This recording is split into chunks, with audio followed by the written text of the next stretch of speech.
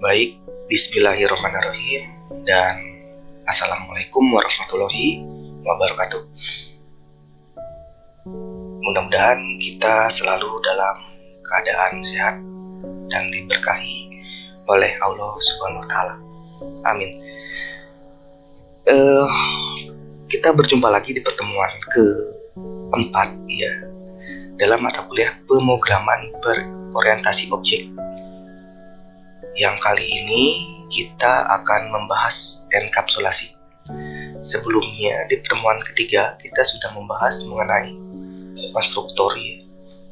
Mudah-mudahan setiap mahasiswa dapat mencoba dalam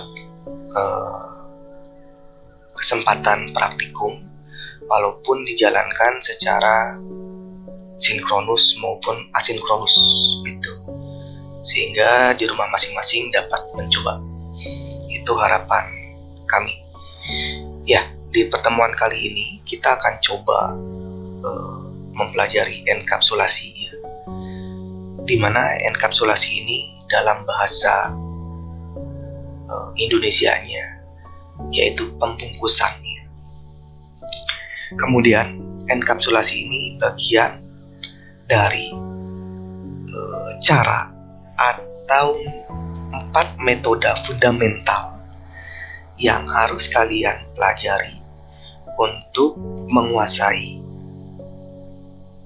bahasa Java yang sifatnya berorientasi objek ya.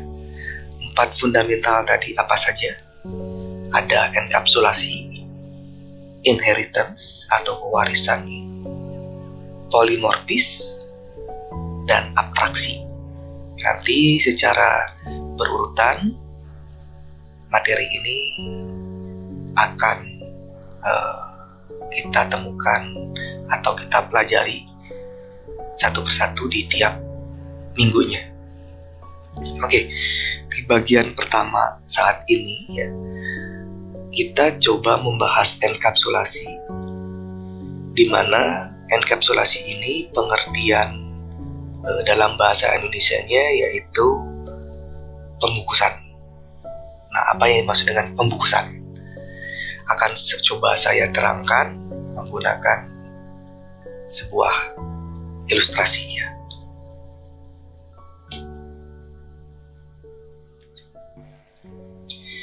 Ya, pada kali ini kita akan mempelajari tentang enkapsulasi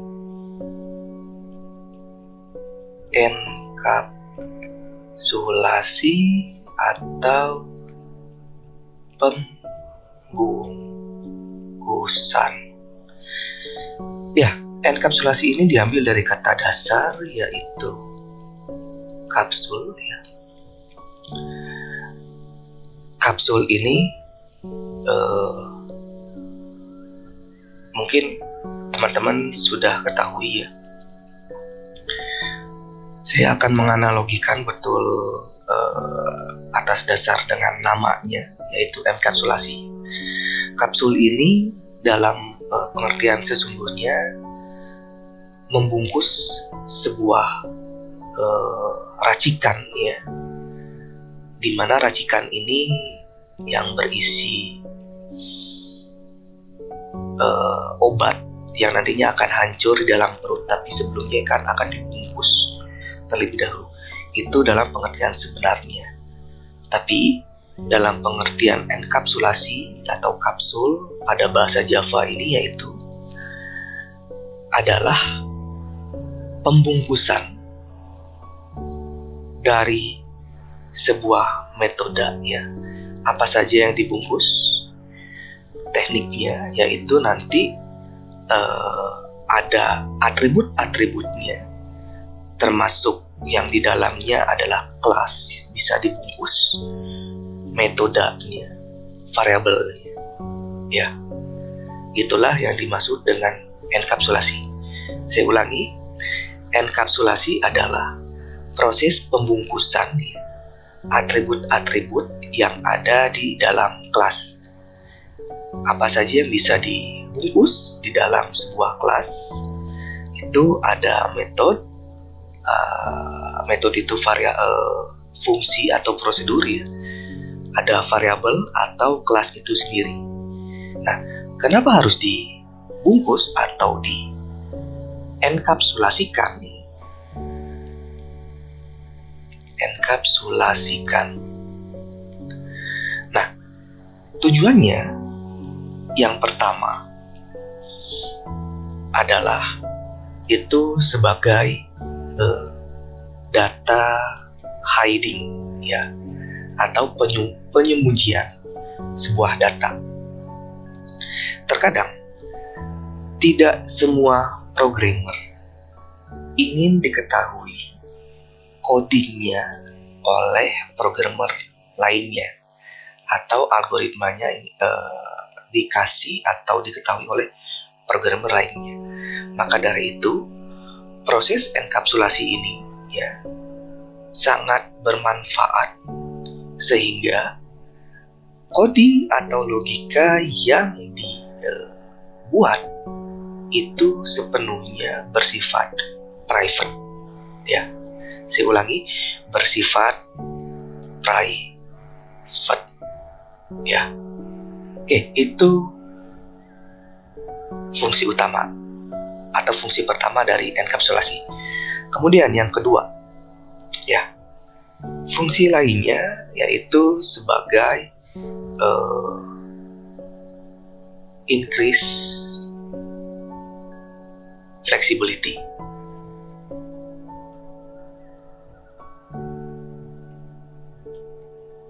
Oke, tujuannya apa? Atau meningkatkan fleksibilitas ya. Nah, kalau tadi untuk menyembunyikan sebuah data ya, atau yang bersifat private, fungsi utama dari enkapsulasi dapat kita lakukan dengan 4 cara ya. 4 cara nantinya. Yang 4 cara ini biasanya kita sebut dengan modifier ya. Nah, modifier ini cukup kita panggil saja dan kita gunakan di dalam teknik enkapsulasi bahasa Java atau PBO ini gitu ya. Yang pertama, modifiernya ya, itu ada default ya nantinya. Nanti akan saya jelaskan. Ada default. Yang kedua, ada private. Yang ketiga, ada public. Yang keempat, ada protected nantinya. Oke ya, saya balik lagi. Ketika kita sudah menggunakan enkapsulasi ya, dan kita gunakan dengan cara atau modifier private, otomatis data baik itu kelas, nanti bisa kita pilih mana saja ya, baik itu kelas, metode, variabel, ketika kita privatekan itu tidak akan bisa diakses oleh kelas manapun ya. Tapi boleh nggak Pak, dalam enkapsulasi ini kita lakukan atau kita gunakan cara yang lain atau modifier yang lain? Boleh saja, bisa ada di default. Kalau kemarin kan masih bentuknya default ya, yang kita coba di konstruktor itu masih default. Kemudian public, itu boleh-boleh saja. Tapi dalam enkapsulasi ini, cara utama untuk membungkus sebuah atribut-atribut di dalamnya ya, ini tadi atribut-atributnya, yaitu dengan cara private. Paham ya? Oke, saya balik lagi ke increase flexibility. Nah, untuk increase flexibility ini ya, karena sifatnya tidak bisa dipanggil oleh kelas-kelas lainnya, ketika modifiernya bersifat private, maka ada cara tertentu yang bisa kita lakukan dalam aturan Java untuk memanggil atribut-atribut yang ada di dalam sebuah kelas ini dengan cara read atau membaca atau read only ya, ataupun write only ya. Nanti kita pelajari. Walaupun kelas tersebut kita enkapsulasikan menggunakan modifier private. Mudah-mudahan dapat dipahami untuk secara sederhana ya, increase flexibility ini. Kemudian yang ketiga, yaitu fungsi enkapsulasi ini setidaknya sebagai testing coding semakin mudah. Jadi begini, terkadang kelas-kelas itu ketika kita sifatnya public, dia bisa diakses di mana saja, baik itu dalam satu file, beda paket, ataupun beda kelas. Ketika kita gunakan konsep enkapsulasi, artinya kita akan mempermudah testing coding untuk menemukan bagian-bagian errornya atau menjalankan sebuah perintah-perintahnya. Jadi ketika kita jalankan di menu utamanya ya, atau di kelas utamanya, dia tidak akan istilahnya itu menyebar errornya itu kemana-mana, sehingga hanya di kelas enkapsulasi itu saja jika terjadi error dapat diketahui gitu ya. Itu fungsinya, jadi lebih gampang lah, intinya seperti itu. Nah, itu ada 3 konseptual atau fungsi utama dari enkapsulasi. Mudah-mudahan dapat dipahami ya. Oke, selanjutnya kita akan coba langsung praktikum. Sekarang kita coba bikin sebuah project ya untuk mempelajari enkapsulasi ini. Saya pilih Java aplikasi, kemudian saya klik next. Saya tulis di sini misalnya enkapsulasi belajar. Saya klik finish. Terbentuklah sebuah kelas enkapsulasi belajar. Nah, di sini kelas utama ya, yang secara default dia sifatnya public ya. Kemudian terbentuk juga paket dengan nama enkapsulasi belajar. Oke. Kemarin ya, kita sudah mempelajari sebuah konstruktor ya, dan kelas dan objek ya, utamanya seperti itu, di mana kelas dan objek ini yang nantinya sebagai jembatan untuk menghubungi kelas utama dengan kelas-kelas supporting lainnya, kurang lebih seperti itu. Nah, akan saya contohkan sedikit di sini. Misalnya saya memiliki kelas sepeda. Kemudian ya, oke, kita sudah memiliki sebuah kelas yang saya kasih nama sepeda. Kemudian kita coba isi atributnya. Yang pertama string nama,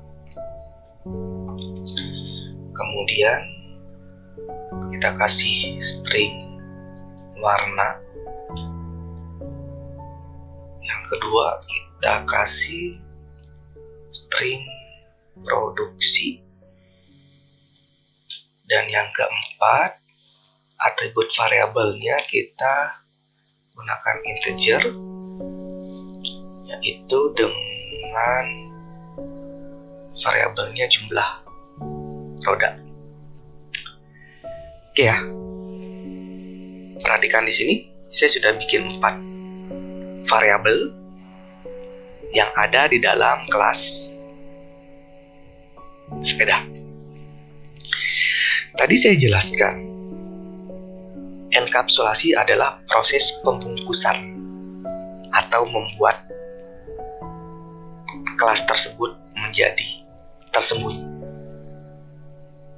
dan tidak bisa diakses di kelas manapun. Ya, tujuannya itu. Caranya, tadi saya bilang ada 4, menggunakan modifier. Ya, ada modifier, kemudian ada modifiernya yang sifatnya default, ada modifier yang sifatnya public, ada yang protected, dan yang keempat ada private. Kalau kita ingin menjaga atau membungkus secara private, otomatis proses enkapsulasi tersebut terpenuhi dan tidak bisa diakses di kelas manapun. Ya. Oke, saya coba balik dulu sedikit ke teorinya. Nah ini. Oke ya. Kita langsung ke enkapsulasi. Nah ini. Enkapsulasi ya adalah cara untuk melindungi properti atau atribut ya, yang dapat dilindunginya. Itu metodenya, atributnya ya. Atribut kan ada variabel dan seterusnya dari sebuah kelas agar tidak bisa sembarang diakses atau dimodifikasi di kelas-kelas lainnya. Kira-kira itu tujuan utamanya. Nah, kemudian cara membungkusnya menggunakan modifier. Tipe modifiernya ada 4. Ada default, public, protected, atau private. Kalau default, ya caranya atau pengertiannya, ini biasanya akses untuk properti atau metode atau juga kelas ya, yang hanya bisa diakses oleh kelas dalam paket yang sama. Biasanya ini tipe dari modifier default. Gitu ya. Default itu berarti bawaan. Selanjutnya, ada modifier dengan tipe public. Nah, ini biasanya hak akses yang dapat diakses dari manapun. Baik itu dari kelas yang berbeda ataupun dari paket yang berbeda pula. Ya, ini yang public. Paham ya? Ini yang public. Kemudian yang private. Nah, modifier private yaitu hak akses yang hanya bisa diakses oleh kelas itu sendiri dan hanya diperuntukkan untuk kelas sendiri. Walaupun kelas utama itu tidak akan bisa mengaksesnya atau kelas mainnya. Paham ya? Nah, ini biasanya dicirikan dengan private. Ini juga kalau yang public dicirikan dengan public. Ya.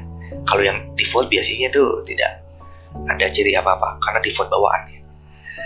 Kemudian yang keempat itu adalah modifier protected. Nah, ini hak akses ini biasanya untuk tipe protected hampir sama dengan public, akan tetapi tidak bisa diakses dari paket yang berbeda kecuali merupakan turunannya. Paham ya? Beda dengan yang default tadi. Nah, ini biasanya juga dicirikan dengan tertulis protected. Nah, modifier itu ya akan kita praktekkan di dalam sebuah coding yang ada di NetBeans. Oke. Di sini yang ingin saya enkapsulasikan sebagai contoh, saya enkapsulasikan sebuah variabel.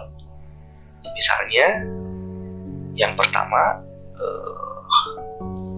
ini akan saya gunakan modifier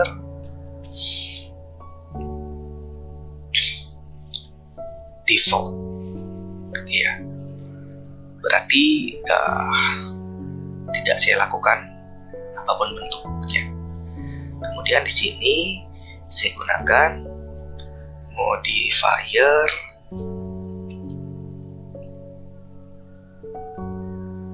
public. Berarti di depannya saya kasih public. Kemudian di sini saya kasih modifiernya yang protected, ya.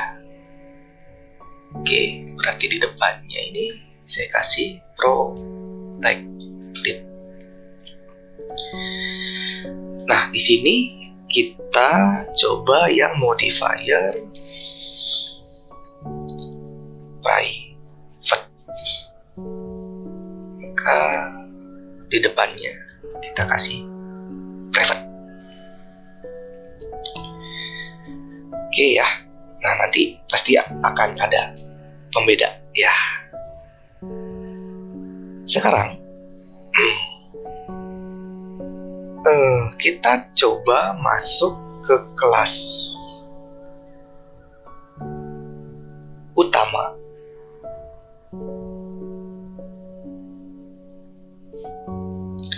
Di mana di kelas utama ini kita coba panggil ya. Nah, di sini tadi ya, di main area sini,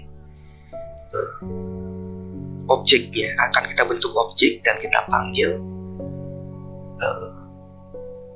variabel-variabel tersebut. Maka di sini akan kita lakukan, berarti nama kelasnya adalah sepeda ya. Nama objeknya obj atau objek ya. Kemudian new, di sini kita kasih nama sepeda. Oke, sepedanya tanpa H.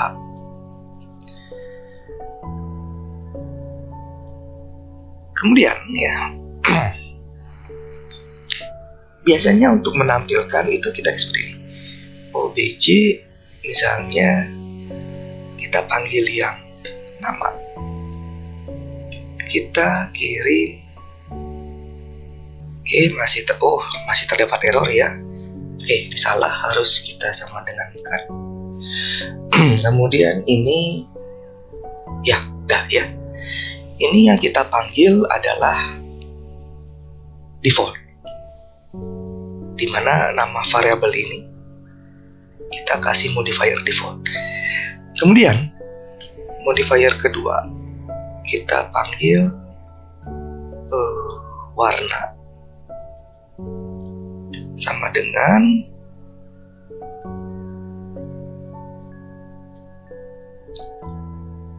misalnya di sini kita kasih ungu. Modifier ketiga produksi, kita kasih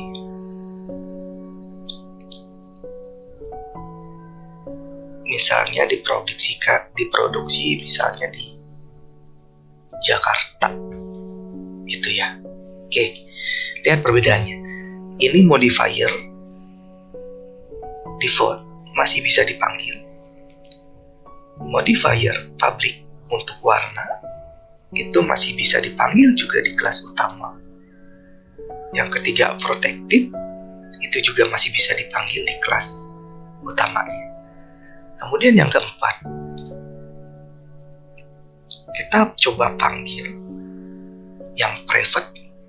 Nah, di sini secara otomatis dia tidak merekomendasikannya. Ya.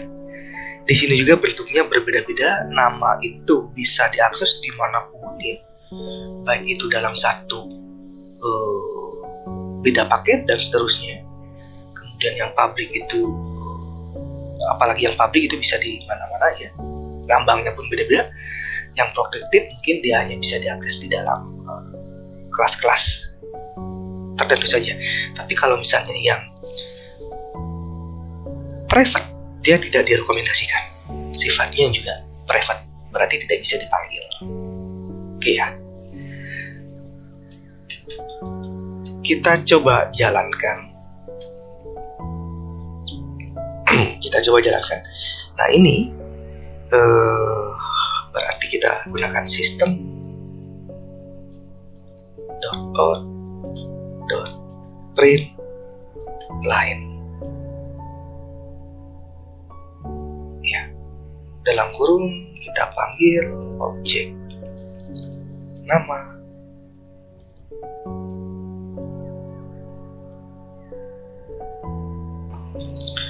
Oke, di sini masih ada error. Oh, ini S-nya harus besar. Kemudian kita coba lagi panggil untuk warna, kemudian produksi.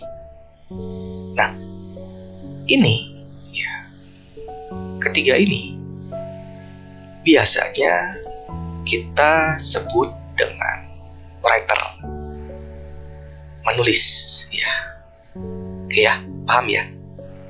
Biasanya kita sebut dengan writer yang ini ya.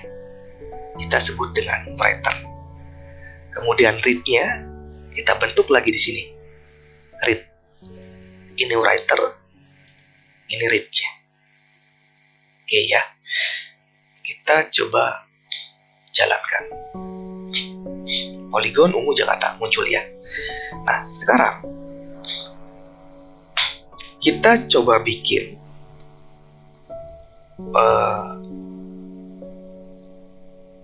write-nya ada di kelas utama, tapi read-nya kita bikin di kelas sepeda. Konseptual yang kita gunakan itu menggunakan fungsi ya. Kenapa saya harus jelaskan? Karena ini nanti ada kaitannya dengan setter dan getter. Baik, sekarang kita bikin sebuah kelas yang bukan kelas, maksudnya adalah prosedur atau fungsi yang tidak mengembalikan nilai. Buka kurung, tutup kurung, tanda koma, oke, kurung kurawal. Nah, kalau tadi itu ya yang saya kasih modifiernya atau saya enkapsulasikan adalah sebuah variabel, ini kelas-kelas ataupun metode pun bisa saya gunakan hal yang sama. Bisa saya tulis public, bisa saya tulis protected juga ya, bisa saya bikin private juga. Paham ya? Kalau gini berarti default ya. Paham ya? Jadi enkapsulasi itu bisa dilakukan di variabel, bisa dilakukan di fungsi yang ada di dalam sebuah kelas. Oke. Sekarang ini kita pindahkan ke sini. Sehingga nanti tinggal kita panggil.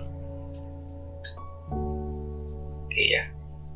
Nanti tinggal kita panggil dan kita jalankan hasilnya. Nah, sekarang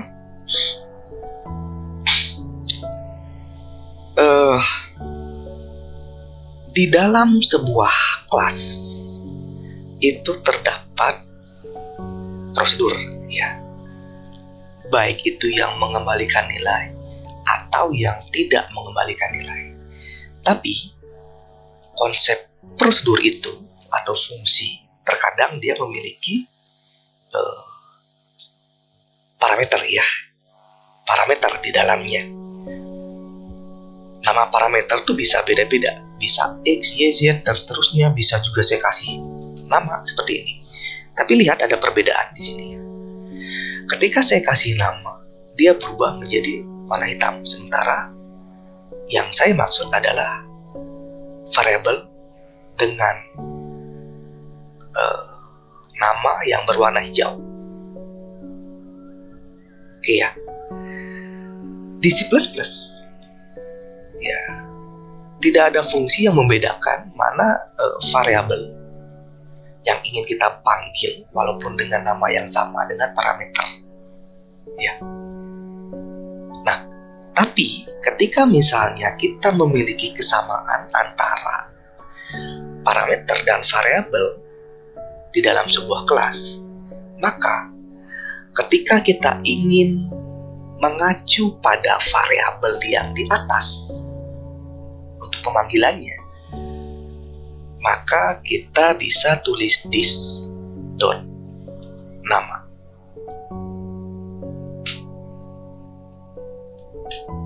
Oke, paham ya perbedaannya ya? Harus kita biasakan. Fungsi this di sini adalah menyatakan variabel di kelas ini yang akan dipanggil. Berarti yang di sini, walaupun nama parameternya di sini sama. Oke, baik. Kalau sudah paham, saya hapus karena kita tidak memerlukan parameter. Kemudian saya biasakan diri tulis this di sini dot warna memiliki rekomendasi. Kemudian di sini juga kita tulis this dot produksi. Oke. Sekarang ini ya. Saya sebut dengan write. Dan ini saya sebut dengan read. Oke ya. Kita coba jalankan lagi. Misalnya di sini saya kasih pembeda begini. Ini nama sepeda ini ya. Kemudian di sini saya copy, saya kasih warna, kemudian di sini produksi, biar ada variasi ya. Oke, kita coba jalankan. Write dia akan menulis poligon ungu Jakarta, kemudian dia akan mengirim ke kelas sepeda dan akan ditampilkan di void yang tidak mengembalikan ini, nilai ini. Baik, kita coba jalankan. Mudah-mudahan berhasil.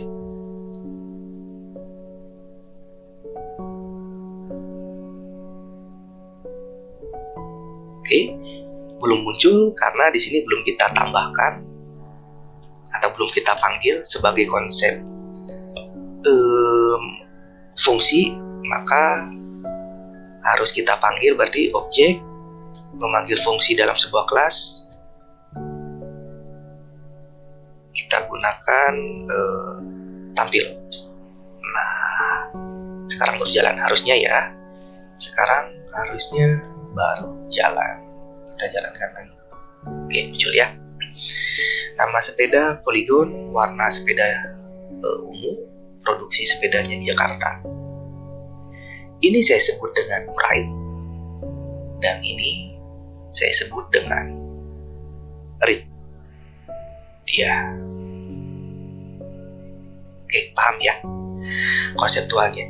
Tapi permasalahannya, bagaimana kalau kita memiliki banyak sekali variabel-variabel yang kita privatekan atau kita enkapsulasikan?